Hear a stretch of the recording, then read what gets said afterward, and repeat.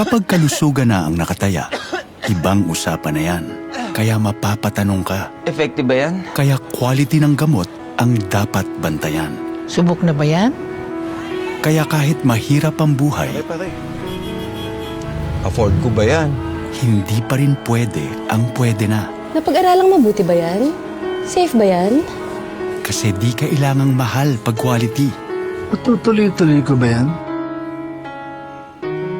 May high quality sa tamang presyo.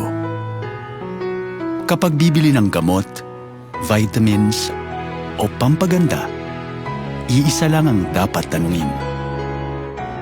Unilab quality ba yan? Dahil pag buhay at kalusugan ng mga mahal natin ang usapan, dapat quality na walang duda. Sulit ang halaga. Dapat Unilab quality yan.